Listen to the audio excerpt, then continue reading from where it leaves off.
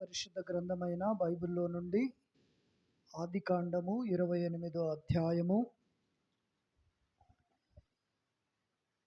11వ వచనం ఎవరైనా చదువుతారా? ఒక చోట చేరి ప్రొద్దు కృంగినందున అక్కడ రాత్రి నిలిచిపోయి ఆ చోటి రాళ్ళల్లో ఒకటి తీసుకొని తనకు తలగడగా చేసుకొని అక్కడ పండుకొనెను. చాలు, హల్లెలూయా. తర్వాత చదువుదురు. యాకోబు తల్లి మాట విని అన్నను మోసము చేసి దిక్కుతోచని స్థితిలో తన ప్రాణాన్ని రక్షించుకొనటానికి మరలా తల్లిదండ్రులే నా పుట్టింటికి వెళ్ళు, అక్కడ మీ మామ ఉంటాడు, అక్కడ ఉండు, మీ అన్న కోపం చల్లారిందాకని చెప్పి పంపిస్తూ ఉంది తల్లి. బిక్కుబిక్కుమంటూ దిక్కుతోచక భయముతో, ప్రాణ భయముతో, నేను మా అన్నకు ద్రోహము చేశానే, మా అన్నను మోసము చేశానే, మా అన్న నన్ను చంపటానికి చూస్తున్నాడే అని ప్రయాణం అవుతూ వస్తూ ఒక రాత్రి మార్గము కనపడని స్థితిలో అరణ్యములో అక్కడే పండుకొని ఉన్నాడు. అక్కడ కొన్ని రాళ్ళు ఉన్నవి. ఆ రాళ్ళల్లో ఒక రాయిని తీసుకొని తలదిండుగా పెట్టుకొని పండుకొని ఉన్నాడు. హల్లెలూయా. చూడండి ప్రియులారా, కొత్త ప్లేస్కి వెళితే మనకు నిద్ర పడుతుందా? ఆ అరణ్యములో, ఆ ఎడారిలో, ఆ చీకటిలో, ఆ భయంకరమైన గాఢంధకారములో దావీదు నిద్రపోయెను. హల్లెలూయా. అంటే అతనికి ఏం దొరికింది? విశ్రాంతి దొరికింది. చెప్పాలి, ఏం దొరికింది? విశ్రాంతి దొరికితేనే ఏ వ్యక్తి అయినా ప్రశాంతంగా నిద్రపోగలుగుతాడు. ఒకవేళ నువ్వు ఇప్పటి వరకు ప్రజలను మోసము చేశావేమో, బంధువులను మోసము చేశావేమో, నీ కుటుంబ సభ్యులను మోసము చేశావేమో, నీవు దేవుని వైపు చూడగలిగితే ఈరోజు నాకు దేవుడు నీకు విశ్రాంతినిస్తాడు. యాకోబునకు ఇచ్చిన దేవుడు అతడు అంటూ ఉంటాడు, మెలకు వచ్చిన తర్వాతకి ఆ రాత్రి ఆయన ప్రశాంతంగా నిద్రపోతే రెండోదిగా ఆయనకు కల వచ్చింది. మనము దేవుని మందిరానికి వెళితే మనకు విశ్రాంతి దొరకాలి. ఈ స్థలానికి వచ్చిన ఎంతోమంది బ్రతుకులకు విశ్రాంతి దొరికింది. హల్లెలూయా. ఈ పరిచర్యకు అంటుగట్టబడిన బిడ్డలు రాబోవు కీడులను గుర్తెరిగే కలను దేవుడిచ్చాడు. అంటే దర్శనము, కళ లేదా దర్శనం. ఆయనకు రెండో అనుభవం ఆ రాత్రి దర్శనం వచ్చింది. ఆ దర్శనములో ఒక నిచ్చెన కనపడుతూ ఉంది. పరలోకానికి భూలోకానికి దేవదూతలు ఎక్కుతూ దిగుతూ ఉన్నారు. పొద్దున్నే లేచాడు. వామ్మో, ఇది ఎంత భయంకరమైన స్థలము! ఇది నిజముగా దేవుని మందిరము, ఇది పరలోకపు గవ్విని, పరలోకపు మార్గానికి ద్వారము అని యాకోబు మూడోదిగా మాట్లాడుతూ ఉన్నాడు. ప్రియులారా, ఒక వ్యక్తి మందిరానికి వస్తే ఆ వ్యక్తికి విశ్రాంతి దొరకాలి, దర్శనము రావాలి. నిచ్చెన యేసుక్రీస్తుకు ప్రభుగా గుర్తుగా, యేసయ్యకు గుర్తుగా ఉంది. యేసును చూడాలి. హల్లెలూయా.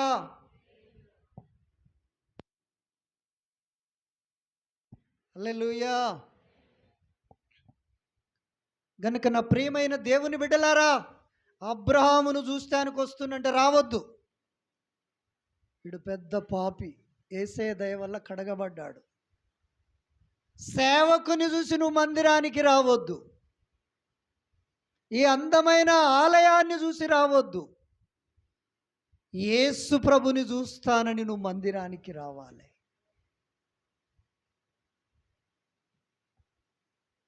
చాలామంది ఏం చేస్తారో తెలుసా? సేవకుని చూసి చప్పట్లు బాగా కొడతారు. ఆయన మార్కులు వేయాలి. తూ వేసే మార్కులు వద్దా అమ్మా? సేవకుని చూసి ఇంకెక్కువ చేస్తారు. అది తప్పు. సేవకుని ప్రేమించు, గౌరవించు, ఆతిథ్యం ఇయ్యి. సేవకుడు నీకు ఏదైనా పని చెప్పితే చెయ్యి. సేవకుడు పరిచర్యలో ఏదైనా అప్పగిస్తే నీ శక్తి లోపము లేకుండా చెయ్యి. అప్పుడు దేవుడు నిన్ను మెచ్చుతాడు, నీ సేవకుని మెచ్చుతాడు. మహిమను సేవకునికి ఇవ్వద్దు. దేవుని ఘనతను సేవకునికి ఇయ్యొద్దు. మనం మందిరానికి వస్తే ఎవరిని చూడాలి? యేసయ్యను చూడాలి. యాకోబు ఎవరిని చూశాడు?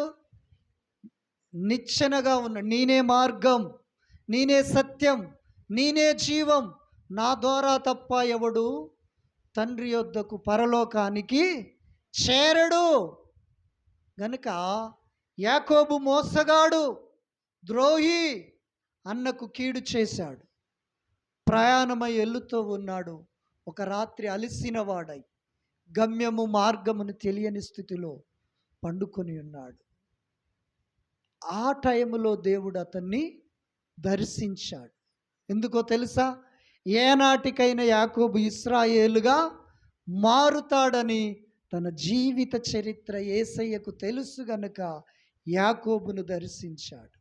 అప్పుడు ఆయన ఆ రాయిని తీసి అక్కడ బాతి దాని మీద నూనె పోసి ఇది దేవుని మందిరము అని ప్రతిష్ఠించి వెళ్ళిపోయాడు.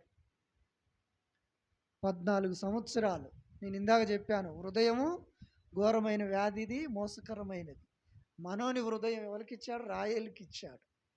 రాయేలుకి ఇస్తే 14 సంవత్సరాలు బానిసత్వం చేశాడు. పిల్లల కోసం 6 సంవత్సరాలు ఎట్టి షాకిరి చేశాడు. 20 సంవత్సరాల తర్వాత తన వంకర బుద్ధిని మార్చుకొని అప్పుడు దేవునితో పెనుగులాడటము, దేవునితో పోరాడటము, దేవునితో మాట్లాడటం ప్రారంభించాడు. అప్పుడు దేవుడు అతనితో మాట్లాడాడు. 4వదిగా అక్కడ మనకేం కనపడుతుందంటే అదే అధ్యాయములో నీ పితరులతో నేను చేసిన వాగ్దానము నీకు నీ సంతతికి నెరవేరుస్తాను. హల్లెలూయా. మన జీవితములో దేవుని వాగ్దానాలు నెరవేరాలి. అంటే నేను డిసెంబర్ 31 నాడు తీసే వాగ్దానాల కోసం మాట్లాడట్లే. అది కేవలం తాత్కాలికమైనదే. ఒకరోజట డిసెంబర్ 31 వస్తే అందరూ వాగ్దానాలు తీస్తుర్రట. నాలాంటోడు కూడా ఒకడు వాగ్దానం తీసిండట. ఇస్కరేయూత ఉరిపెట్టుకొని సచ్చెను అని వచ్చిందట. వాడు ఆ రోజు నుంచి మందిరం బంద్ చేసిండు, బైబిలు పట్టుకోవటం చదవటమే బంద్ చేసిండు. కానీ ఆ వాగ్దానాలు తాత్కాలికమైనవి. దేవుడు యాకోబుతో మాట్లాడినట్లుగా నీతో మాట్లాడాలి. ఆ మాట నీకు ఎన్ని రోజులకైనా నెరవేరుతుంది. 2011 ఒంగోలు ఏదో పెడతల ప్రసాద్ అయ్య గారు బైబిల్ ట్రైనింగ్ నీకు అవసరం కొడక అని నన్ను అక్కడికి పంపించాడు. ట్రైనింగ్ లేదు, ఏమీ లేదు. భూమిలో నుంచి వచ్చే పెంట పురుగులను ప్లేట్లో పడుతుంటే తీసేసుకొని తినటం తప్ప ఏమీ లేదు. అక్కడికి పోయినప్పుడు ఉపవాసం ఉండి నేను ప్రార్థన చేస్తూ ఉన్నాను. ప్రభువా, ఈ వాతావరణం అంతా నాకు అనుకూలంగా లేదు, ఆత్మీయ జీవితం కూడా దినదినము నీరుగారిపోతుంది ప్రభు అని ఉపవాసం ఉండి ప్రార్థన చేస్తుంటే దేవుడు అప్పుడు అన్నాడు, నీ అకౌంట్లోనికి డబ్బులు వస్తవి. అప్పుడు నాకు బ్యాంక్ అంటే ఏందో తెలియదు, ఏటీఎం అంటే ఏందో తెలియదు. బ్యాంక్ అకౌంట్ ఎలా తీసుకోవాలో తెలియదు. నేనుండి అన్నాను, ప్రభువా నాకు ఇదంతా తతంగమే తెలియదు, నాకేడంగా అకౌంట్ వచ్చేది డబ్బులు వచ్చేదని నేను అన్నాను. ఏ మాట అయినా భూమి మీద జరగకపోతుందేమో కానీ నేను చెప్పిన మాట జరుగుతుందని ప్రభు చెప్పాడు. ఆ మాట 2013 సంవత్సరం నుండే జరగటం ప్రారంభించింది. హల్లెలూయా. ఆ తర్వాత నేను వచ్చాను, అకౌంట్ తీసుకున్నాను. ఆ తర్వాత ఎవరో ప్రార్థన చేయించుకోవటం, వాళ్ళ అకౌంట్లో డబ్బులు వేయటం. కనుక అంటే దేవుడు మనతో చేసిన వాగ్దానము ఆలస్యమైన అమూర్తములాగా నెరవేరుతుంది. దేవుని వాగ్దానం నెరవేరాలి. అంత మాత్రమే కాదు, ప్రభు కొన్ని రోజులు ఉపవాసము గడిచి ముగింపు దినాలకు వచ్చినప్పుడు ఆయన అన్నాడు, నా కుమారుడా. నాకు అర్థం కాలే, భయం వేసింది. మోకరించి కళ్ళు తెరిచి అటు ఇటు చూసి మరలా మోకరించి ప్రార్థన చేస్తూ, నా కుమారుడా అన్నాడు. మళ్ళా భయం వేసింది. ప్రార్థన చేశాను, గట్టిగా వినపడ్డది. మూడోసారి ఆమేనని కిందికి వచ్చేసాను. వచ్చిన తర్వాత ఆ మాట ఎక్కడెక్కడ బైబిల్లో ఉందో దేవుడు ఆ అధ్యాయము, ఆ వచనాన్ని చూపించాడు. మత్తయిలో ఉంది, మార్కులో ఉంది, లూకాలో ఉంది. ఈయన నా ప్రియ కుమారుడు, ఈయన యందు నేను ఆనందించుచున్నాను. అంటే దేవుడు మాట్లాడేది, దయ్యం కూడా మాట్లాడుతుంది. ఆ దయ్యం మాట్లాడేదానికి, దయ్యం చూపించే కళలకు, దయ్యం చూపించే దర్శనాలకు కొంతమంది చేసే ఆరాటం చూస్తే దయ్యం ఏమో ఎక్కువైపోతాడు, దేవుడేమో తక్కువైపోతాడు. వాళ్ళ బిహేవ్ని బట్టి. నేను చనిపోయినట్లుగా మీకు ఎవ్వరికి కనబడినా దిగులు పడొద్దు, కానీ ప్రేమ ఉంటే బాధ వస్తుంది, కానీ భారముతో ప్రార్థన చేయి, దేవుడు దానిని తొలగిస్తాడు. ఆమేన్, హల్లెలూయా. అంతేగాని కలవరపడొద్దు. కలవరపడ్డావంటే వాడు నీ వెనకాల ఉండి కలవరాన్ని కోటగా మారుస్తాడు. అలా జరిగింది ప్రియులారా. పరిచర్యకు వచ్చేసాం, ప్రారంభించేసాం. జయరాజయ్య గారు కూడా ఉన్నాడు అప్పుడు. జయరాజయ్య గారు, పాలరాజయ్య గారు, ఇంకా కొంతమంది సేవకులు, క్రిస్టినమ్మ గారు అందరూ కలిసి ఆ రోజు జూను 2వ తారీఖు 2014లో మమ్మల్ని అభిషేకించారు. ఇది మనుషులు ఇచ్చిన బైబిల్ ప్రకారం అభిషేకము, దేవుడిచ్చిన అభిషేకము. 2012వ సంవత్సరం రాసి పెట్టాను.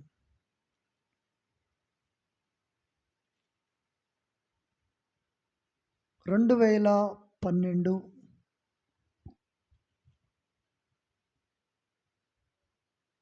స్తోత్రం.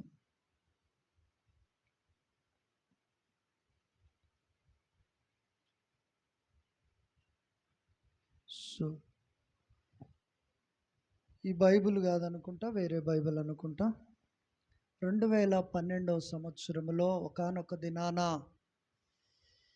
ఎంత ప్రార్థన చేసినా ఎవరు స్నేహితులు శత్రువులయ్యారు, బంధువులు విరోధులయ్యారు, కులము వారు కానివారయ్యారు, ఆత్మీయులు కూడా అంటూ ఉన్నారు, వీళ్ళాట సేవ చేస్తారట, వీళ్ళాట పరిచర్య చేస్తారట, దేవుడు మాట్లాడాడట, దేవుడు పిలిచాడట, తినటానికి తిండి లేదు, ఉండటానికి ఇల్లు లేదు, 2 అమ్మాయిలు 1 అబ్బాయికి మాటలు రావని మాటలు చాలా స్పష్టంగా విన్నాం. బాధేసింది. మోకరించి ప్రార్థన చేస్తూ ఉన్నాం. దేవుడు మధ్యాకాశములో పౌలు అన్నట్టుగా నేడు 3వ ఆకాశానికి కొనుపోబడి తిని అక్కడ శపశక్యము కాని భాషలతో మాట్లాడిరి, ఆ భాషలు మనుషులకు వివరించుట తగదు అని అన్నట్లుగా మధ్యాకాశములోకి తీసుకెళ్ళాడు. డీజే దినకరణ గారు కనపడుతున్నాడు, యేసన్న గారు కనపడుతున్నారు, స్టీఫెన్ పాలో ఎవరో ఇంకొక వ్యక్తి గుర్తులేదు. ఆ ముగ్గురు ఉన్నారు. ఆ పచ్చని గార్డెన్ లొకేషన్లో పావురము, రామచిలక, ఇంకొక పిట్టె, అది కూడా గుర్తులేదు. ముగ్గురు, వీళ్ళు ముగ్గురు, అయి ముగ్గురు. అవి స్తుతి అంటే ఆ పక్షులు స్తుతి అని నోరు తెరిచినప్పుడు ముత్యం ఎలా మెరుస్తుంది, తన నోరంతా అలా కాంతితో నింపబడి అలా ప్రకాశిస్తూ ఉంది. ఆ రామచిలుక కానీ ఆ పావురము కానీ స్తుతి అంటే దాని నోటి నిండా వజ్రాల ఫోకస్ అలాగా కాంతి ప్రకాశిస్తూ ఉంది. అప్పుడు దేవుడు అంటూ ఉన్నాడు, ఈ మనుషులు ఎవ్వరూ పలకరించట్లేదని, ప్రార్థించట్లేదని, స్తుతించట్లేదని బాధపడుతున్నావా? చూడు, పక్షులు చూడు ఎలాగ నన్ను స్తుతిస్తున్నవి, వాటి ద్వారాగా నేను మహిమ పొందుతున్నాను. ప్రకృతి ఎలాగ నన్ను మహిమపరుస్తుంది, దాని ద్వారాగా నాకు మహిమ వస్తుందని దేవుడు మాట్లాడి ఆ ముగ్గురు వ్యక్తులు నా నెత్తిన చేయి పెట్టి అభిషేకించారు. హల్లెలూయా, దేవునికి స్తోత్రం. ఆ రోజు నాకు ధైర్యం వచ్చింది. అంతకుముందు నేను లారీకి పోయి అన్నానికి ఇంటికి వచ్చేది. మా అమ్మగారు ముక్కు మీద ఈగాలితే ఊక్కోదు అన్నట్టుగా ఎవరన్నా ఇంటికి వచ్చి ప్రార్థన చెయ్యమంటే వాళ్ళలో నుంచి డెవిల్ స్పిరిట్ కనుక తనకు కనబడితే ఆడికి బారిపోయిన దాన్నైనా ఇటు గుంజుకొచ్చి నెత్తి మీద చెయ్యి పెట్టి ప్రార్థన చేసి వదలగొట్టేది. నేనొచ్చి ఏంది అమ్మ ఇది, ఇద్దరు పిల్లలు, పసిపిల్లలు, వాడట్ట, నేను ఇంటికాడు ఉండను, ఇవన్నీ ఇంటి నిండా పెడతావా అని భయపడేది. అక్క మాట్లాడితేనే చాలు వాడు ఇలబడ్డాడు, అక్కని టెస్ట్ చేస్తానికి వచ్చేది, వాడు గుబిల్లో పడిపోయేది. ఈమె ఏందో ఊగుతుంది కదా, మారెమ్మలాగా, సత్యమ్మలాగా, ఎల్లమ్మలాగా అని వచ్చి టెస్ట్ చేయాలని చూసేటోడు, వచ్చి ఆమె ప్రార్థన చేస్తుంటే వాడు ఆడ గుబిల్లో పడిపోయాడు. అంత కృపనిచ్చాడు దేవుడు ఆమెకు. ఆ రోజు దేవుడు ఎట్లాగైతే మధ్యాకాశంలో అభిషేకించాడో ఆ రోజు నుండి నాకు భయం పోయింది. మీరు నమ్మండి నమ్మకపోండి, 2021 కరోనా వచ్చేంత వరకు నాకు రాత్రి పగలు రెండు ఒకటే, ఒకేలాగా కనపడేది. మీరు నమ్మండి నమ్మకపోండి, పగలు ప్రయాణము చేసిన అదే తేజస్సు, రాత్రి ప్రయాణము చేసిన అదే తేజస్సు. అర్ధరేత్రిల మీద ఫోన్లు చేస్తే బండి వేసుకొని వెళ్ళి ప్రార్థన చేసిన ప్రాంతాలు ఎన్నో ఉన్నవి. ఈ టైం కదా, భయం అవుతుంది కదా, దొంగ దొర ఏదో పాము, అది లేదు. వాళ్ళ ఫోన్ వచ్చిందా, నాకు మెలకు వచ్చిందా, నేను బండి తీస్తే నాకు పట్టపగల్లాగా ఉండేది అర్ధరాత్రి. అట్టి మహాకృపనిచ్చాడు దేవుడు. కరోనా వచ్చిన కాంచి లాంగ్ జర్నీ చేయట్లేదు, ఎందుకంటే శరీరం సహకరిస్తలేదు. కొంతవరకు చేస్తున్నానంటే దేవుడు సహకరిస్తేనే ఆ లాంగ్ జర్నీ చేయగలుగుతూ ఉన్నాను. హల్లెలూయా, దేవునికి స్తోత్రం. నా ప్రియ దేవుని సంగమా, సంఘబిడ్డలారా, నీ జీవితములో నా జీవితములో నేను నిన్ను, నువ్వు నన్ను చూపించుకున్నంతసేపు దేవుడి దగ్గర ఏమీ పొందలేము. ఆయనను చూడాలి, ఆయనను చూపించుకోవాలి, అప్పుడే ఏదైనా మనం పొందుకోగలుగుతాం. చాలామంది మనుషులను చూపించి బతుకుతారు. లోకస్తులు అలాగే బతికే, నువ్వు అలాగే బ్రతికితే మార్పు అనేది ఉండాలి. కనుక నా ప్రియమైన సంగమా, సంఘబిడ్డలారా, నీకు నీవుగా దేవునితో మాట్లాడే అనుభూతి ఉండాలి. చూడండి, అమ్మగారు ఎప్పుడు అంటది, అయ్యగారితోటి పోతే ఏది కొననీయడు, ఏది దేనియడు, ఏది చూడనీయడు, ఏది మాట్లాడనీయడు. నేను ఎక్కువగా మాట్లాడటానికి ఇష్టపడను, ఎక్కువగా తిరగటానికి ఇష్టపడను, ఎక్కువగా కాలక్షేపం చేయటానికి ఇష్టపడను. సావైనా బ్రతుకైనా, ఆరోగ్యమైన బలహీనమైన, తలనొప్పి అయినా, కడుపు నొప్పి అయినా, మంచంలో బండుకొనైనా అయ్యా నీ కాళ్ళు మొక్కుతా అనటం తప్ప ఇంకొక మాట అనటానికి ఇష్టపడను. అయ్యా నీకు స్తోత్రం అని పలకటానికి పురికొల్పబడతా కానీ ముసలమ్మ ముచ్చట్లకైతే పురికొల్పబడను. గనుక నీవు దీవించబడాలి అంటే, నీ కుటుంబానికి క్షేమము కావాలి అంటే, నీవు అభివృద్ధి చెందాలంటే దేవునితో ఎక్కువగా మాట్లాడు.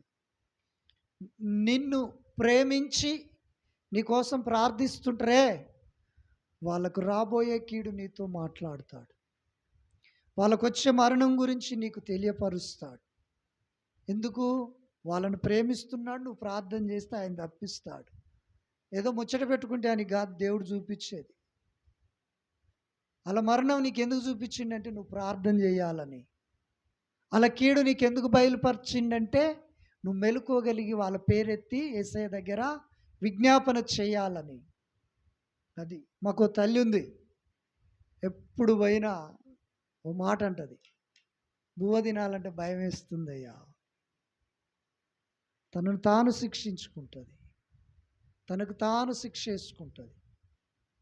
నేను చెప్పగలను, ఏ సేవకుడు కూడా అలాగ ప్రార్థన చేయలేడు. ఆమె మహిమ కలిగిన వేదికల మీద కనబడకపోవచ్చు, గొప్ప గొప్ప సభల్లో ఆమె ప్రకటించలేకపోవచ్చు, వేల మంది ప్రజల్లో ఆమె బోధించలేకపోవచ్చు, కానీ ఆమె వ్యక్తిగతంగా దేవునికి చాలా సమీపముగా ఉంటుంది. వ్యక్తిగతంగా దేవునితో మాట్లాడుతుంది. కడుపున పెట్టిన బిడ్డలను కూడా, కొడుకులను కూడా దూరంగా పెడుతుంది. ఒంటరిగా బ్రతుకుతుంది. ఎందుకో తెలుసా? దేవుడు దొరుకుతాడని, దేవుడితో మాట్లాడితే తృప్తి అని. వారెప్పుడు ఉపవాసాలు వేసుకొని ప్రార్థన చేస్తారు. మన యూట్యూబ్ ఛానల్లో కూడా తల్లిగారు 2 పాటలు పాడారు. చూశారో మీరు? చూడలేదు. నీ మాట ఏదో నాకు తెలియదు. హల్లెలూయా. మంచిగా 2 పాటలు వసన గారి పాటలు పాడింది. జీవ ప్రదాతవు శిల్పివి నీవే గదా, పాత్రలో అండగా నిలిచే తండ్రివి నీవే ప్రభు.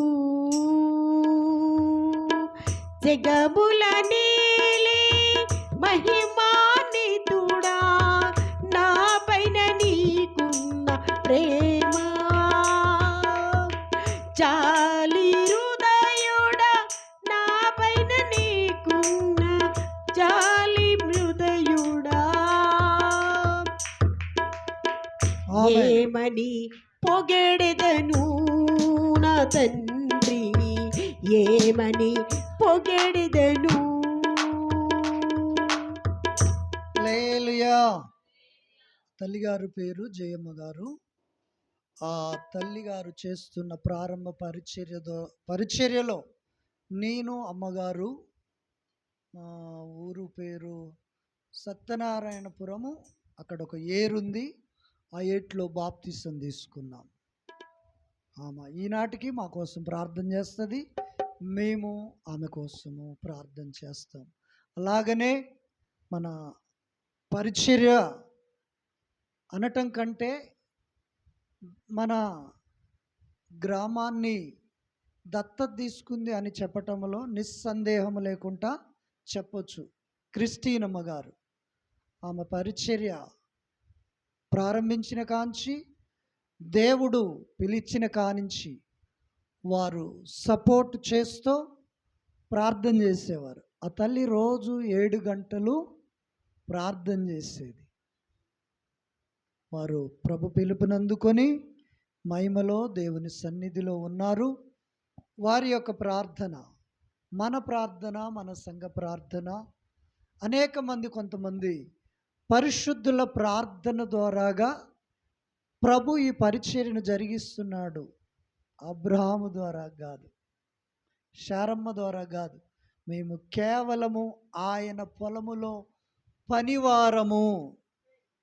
హల్లెలూయా. మేమెవరము? దేవుని పొలములో పనివారము. ఆయన యజమానుడు, ఆయన పొలము, అక్కడ మేము పనిచేస్తూ ఉన్నాం. గనుక నా ప్రియమైన దేవుని సంగమా, సంఘ బిడ్డలారా, మీరందరూ ఈ 10 సంవత్సరాలలో ఉన్న ఆత్మీయ జీవితాన్ని మరిచిపోవాలి, దానిని రెట్టింపు చేసుకోవాలి. మీరు ఎట్టా ఉంటారంటే నిమ్మకు నీరెత్తినట్టుగా ఉంటారు. అది క్రైస్తవుడి లక్ష్యము కాదు.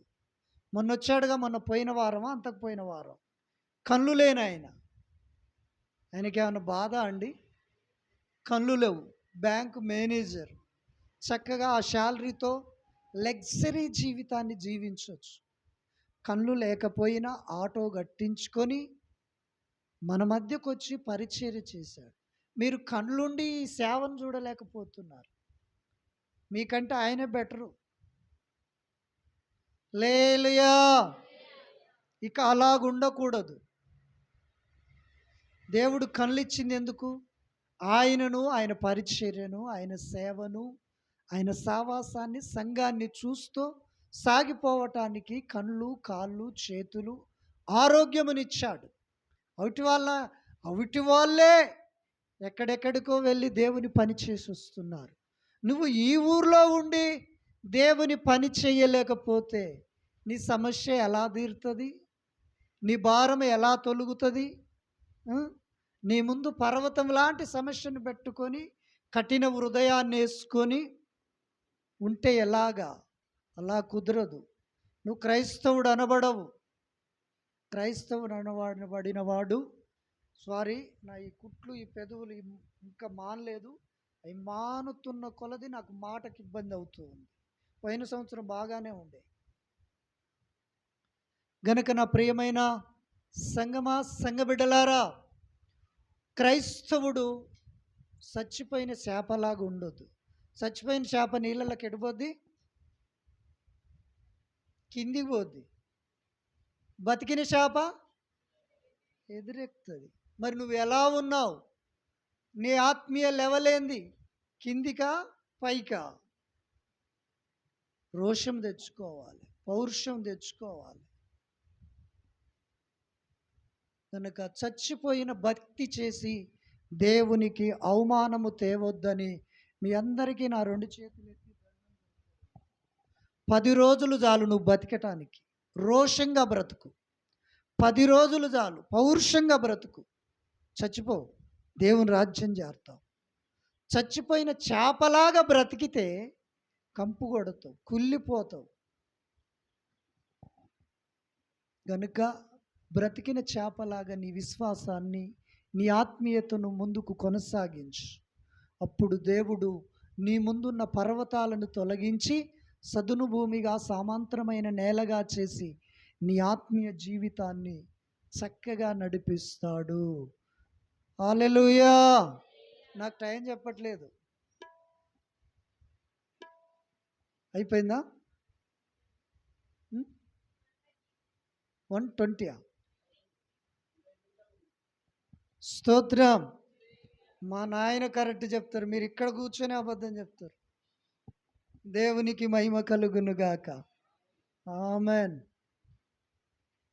మంచిది ప్రియులారా. నేను ఎందుకు ఇంత కఠినంగా మాట్లాడుతున్నానంటే, నేను మీకు శాశ్వతము కాదు, నేను మీకు పర్మనెంట్ కాదు. నేను మిమ్ములను పరలోకానికి తీసుకెళ్లే మార్గాన్ని చూపించగలను, కానీ చేర్చగలిగిన వాడు యేసుక్రీస్తు ప్రభు. ఆయనను గట్టిగా పట్టుకో, ఆయనతో నువ్వు అంటుకట్టబడి ఉండు, ఆయనతో నువ్వు సావాసాన్ని కలిగి ఉండు. హల్లెలూయా. ఇక్కడ మా బావగారు ఉన్నాడు, ఇది నా పర్సనలు. మరి అమ్మగారు మళ్ళీ ఇంటికి పోయినాక రివర్స్ కావద్దు. దేవునికి స్తోత్రం. ఎందుకు చెప్తున్నానంటే, మా చెల్లె ఇక్కడ కనపడతలేదు. మమ్మ చనిపోయింది, మా నాన్న తాగుబోతోడయి తిరుగుతూ ఉన్నాడు, నాకు పెళ్ళి కాలేదు, ఆమెకు పెళ్ళి చేయాలి, నా దగ్గర స్తోమత లేదు. ఆ టైంలో కిడ్నీలు కొంటూ ఉన్నారు. నేను ఒక వ్యక్తి దగ్గరికి వెళ్ళాను. నా కిడ్నీ తీసుకొని డబ్బులు ఇవ్వురి. అతడు రీజన్ అడిగితే నేను రీజన్ చెప్పలే. ఎందుకో తెలుసా? ఆ డబ్బులు తెచ్చి మా చెల్లి పెళ్లి చేయాలని. ఈ రోజుకు మా ప్రేమ అర్థం కావట్లేదు ఆమెకు. ఆ విషయము ఈనాటి వరకు నాలోనే ఉంది కానీ ఈరోజు బయట పెట్టాను. అంటే సాతాను ఒక్కొక్కరిని ఒక్కొక్క కోణములో బంధిస్తుంది. ఆ బంధకాలు తెగిపోయి ఆమె మరలా ఇక్కడ కాకపోయినా అక్కడనైనా పరిశుద్ధులతో, నీతిమంతులతో, యథార్థవంతులతో దేవుని సంఘములో ఒక మంచి ఆత్మీయురాలుగా ఉందనే సాక్ష్యము వింటే నాకు అంతకంటే ఎక్కువ ఏమీ అవసరం లేదు ప్రియులారా. నా కిడ్నీ అమ్మి మా చెల్లె పెళ్లి చేయాలనుకున్నాను. ఎందుకంటే మా నాన్న తాగుబోతాయి, మా తాత ఇచ్చిన ఆస్తంతా అమ్మేశాడు. గనుక మీకు అందరికీ చెప్పుతున్న మాట హెచ్చరికగా, మీ తోడబుట్టిన వారి పట్ల, మీ కన్నవారి పట్ల, మిమ్మల్ని పెంచిన వారి పట్ల, సహాయం చేసిన వారి పట్ల కృతజ్ఞతలు కలిగిన వారై ఉండండి. మోసము చేసేవారై ఉండొద్దు. హల్లెలూయా. దేవునికి మహిమ కలుగునుగాక. కనుక నా ప్రియ దేవుని సంగమా, సంఘ బిడ్డలారా, నేను భయంకరమైన పేదరికాన్ని అనుభవిస్తూ వచ్చిన వాడను గనుక ఒక వ్యక్తి బాధ ఏందో నాకు తెలుసు, కానీ నీ బాధను నీ ముందు హైలైట్ చేయను, నీ బాధను నీ ముందు తగ్గించను, దేవుడి దగ్గర మాత్రమే చెప్పుతాను. కనుక నా ప్రియ దేవుని సంగమా, సంఘ బిడ్డలారా, మరొక చిన్న మాట చెప్పి నేను ముందుకు వెళ్తాను. ఈరోజు ఈ పరిచర్యలో అమ్మగారు కనబడటానికి, నేను కనబడటానికి 2 త్యాగాలు. అమ్మగారు ప్రార్థన ద్వారాగా గృహంలో ఒక 30 మందిని 20 మందిని సంపాదించుకుంది. చెర్ల చేపలు బట్టి గట్టు మీద పెడితే దొంగోడు చేసుకుపోయినట్టుగా వేసుకుపోయారు. అప్పుడు అమ్మగారు, దేవుడు లేడు, దేవుడు ఉంటే ఇట్లా ఎందుకు జరుగుతుందంటే, ఎన్ని శక్తులనైతే బంధించిందో, ఎన్ని శక్తులనైతే ఎల్లగొట్టిందో యేసు నామములో, అవన్నీ తిరిగి ఆమె మీదికి అటాక్ అవటం జరిగింది. అనేక మంది పాస్టర్లను సంప్రదించాను. ఈ సాక్ష్యం ఎందుకు చెప్తున్నంటే, వ్యక్తిగతంగా నువ్వు క్రీస్తు అనే బండ పైన నిలబడాలనే కానీ వేరే ఉద్దేశము కాదు. ఓసన్న మినిస్ట్రీ నుంచి 7గురిని పిలిపించాను. పెళ్లి లేకుండా దేవునికి వారు ప్రతిష్ఠించుకున్నవారు, సమర్పించుకున్నవారు, వైరాగ్యము కలిగి బ్రతుకుతున్న సిస్టర్స్ని వాళ్ళను పిలిపించితే, ఆమె మా ఇంటికి రాగానే వాళ్ళని నడిపించే నాయకురాల మీదనే పడ్డది ఆ శక్తి. నాకు తెలియదు అప్పుడు, నేను ఇంకా మారుమనసు సంపూర్ణంగా మారుమనసు పొందలే. నీ నుండి వెళ్ళి, అమ్మగారు నమస్కారం అండి, జెండు బాంబు కొనుక్కరమంటారా అని అడుగుతున్నాను, లేదా ఓ ట్యాబ్లెట్ కొనుక్కరా అని అడుగుతూ ఉన్నాను. అంటే ఆముండి, అయ్యా ఎంతసేపు ఉన్నా మేము గోళీలు, సూదులు, జెండు బాంబు మీద ఆధారపడము, దైవిక స్వస్థత యేసయ్యలోనే ఉంది, ఆయన కోసమే ఆధారపడుతున్నామని ఆమె గంట సేపు తనకు తాను వ్యక్తిగతంగా ప్రార్థన చేసుకుంటూ విడుదల వచ్చింది. అప్పుడు వారు 11 నుంచి 2, 3 దాకా ప్రార్థన చేశారు. అప్పుడు వాళ్ళు ఉన్నంతసేపు అమ్మగారు బాగానే ఉన్నారు. వాళ్ళు మరలా వాళ్ళ మినిస్ట్రీలోకి వాళ్ళు వెళ్ళిపోయారు. నాకేమో బాధ వేస్తుంది. ఈడ అన్నం ఉన్నా కానీ తినాలనిపించదు. అంత భయంకరమైన బాధలో నుండి వచ్చాను ప్రతి ఒక్కరి గురించి. ఈ యొక్క ఇటుకల్లోకు, ఒక్క ఇటుకకు సుమారుగా 1000 స్తుతులు ఉండొచ్చు. నా తరపున, అమ్మగారి తరపున ఇంకా 2000 ఉండొచ్చు. అట్లా కట్టబడ్డదే కానీ ఏదో డబ్బులతో కట్టబడింది కాదు. ఇది రావట్లేదు. అమ్మగారు అంటుంది, నేను చనిపోవటం ఖాయము, పిల్లల్ని జాగ్రత్తగా చూసుకో, వాళ్ళకి ఏ కష్టము రానియకు అని నాతో మాట్లాడుతూ ఉంది. అక్కడే కిటికీ ఉంది, అక్కడే మంచం ఉంది. ఆమె ప్రాణాన్ని ఆ డెవిల్ స్పిరిట్ లాగుతూ ఉందట. కిటికీలోంచి చేతులేసి ఇలా లాగుతుంటే అదాట ఇలా సాగినట్టుగా కనబడుతూ ఉందట ప్రియులారా. నాకు చెప్తూ ఉంది. అప్పుడు ఆమె చేసే ప్రార్థన నేను చూశాను. ఆమె రోజు ప్రార్థన చేస్తుంటే ఇట్ట అనుకుంటూ పోయేవాళ్ళు నేను చూశాను. ఏది ఏమైనా కానీ నా పిల్లలు ఏమైపోతారో అని ఆ మంచం కాన్నే, కాళ్ళ మంచం కాన్నే మోకరించాను, 2 చేతులు వేసి కూర్చున్నాను. యేసయ్య అన్నది మాత్రమే గుర్తుంది. నోరు కట్టబడ్డది, చేతులు కట్టబడ్డవి, కాళ్ళు కట్టబడ్డవి. ఏం జరిగిందో నాకు తెలియదు. తెల్లారగట్ల 3-4 గంటలకు మెలకువచ్చింది. ఆ రోజు ప్రభువా నా భార్యను బ్రతికించి నన్ను తీసుకో, ఉంటే నీ పనిలో వాడుకో, నా పిల్లల కోసం ఆమె కావాలి అని ఒక చిన్న మాట చెప్పాను. దేవుడు అనేక మందికి తల్లిగా నిలబెట్టుకొని ఉన్నాడు ఈనాటి వరకు. ఆమేన్, హల్లెలూయా. అంత మాత్రమే కాదు, నాకు 3 టైమ్స్ మందిర స్థలము కొనటమే ఆలస్యం. సాతానుగాడు నేను మరణముతో 3 సార్లు ప్రయాణం చేశాను. మరణపోడిలో 3 సార్లు కూర్చున్నాను. మృత్యువు దగ్గర కూర్చొని బ్రతికినాను 3 సార్లు. ఒకటి కరోనా టైములో, 2 బైకు టైములో. ఆ తర్వాత మరలా ఊపిరితిత్తులంతా, కరోనా వచ్చిన వాళ్ళ ఊపిరితిత్తులు డ్యామేజ్ అవుతాయి. ఆ ఊపిరితిత్తులకు మొత్తం డ్యామేజ్ అయింది. నిలబడలేని స్థితి, పండుకోలేని స్థితి, కూర్చోలేని స్థితి. ఆ వెంకటేష్ పెళ్లి రోజు పాస్టర్ గారు వస్తే నేను ఇలా వంగి మాట్లాడాను. గోళీలు వాడాను 10 రోజుల నుంచి, ఒక్క గోళీ కూడా పనిచేయలే. దేవుని కనికెరము. 15-16 రోజుల తర్వాత మరలా గోళీలు పని చేయటము జరిగి ఉన్నది. హల్లెలూయా, దేవునికి స్తోత్రం. అంటే మృత్యువు ఆమెను నన్ను మింగివేస్తే మహిమ కలిగిన పరిచర్య ఆగిపోద్ది. జీవము కలిగిన సేవ కుంటుబట్టిపోతుంది, జరగదని వాడెంతో ప్రయత్నాలు వేశారు. ఇప్పటికీ పాస్టర్లు చెప్తారు, అయ్యా భయంకరమైన మాంత్రికులు మీ చుట్టే తిరుగుతున్నారు, కానీ దేవుడు మీకు తోడై ఉన్నాడు. అలా పాస్టర్ గారిని మనం ఇంతవరకు చూడలేదు. దెబోరా 21వ రోజు వచ్చిండు, చిన్న ప్రార్థన చేసి వెళ్ళిపోయాడు లాస్ట్లో. అలయ్య గారు చూసి, అమ్మా నాన్నగారు వాళ్ళ చుట్టూ మంత్రశక్తులు తిరుగుతున్నాయి, ప్రార్థన చేసుకోమని. ఒక ఖమ్మం పాస్టరు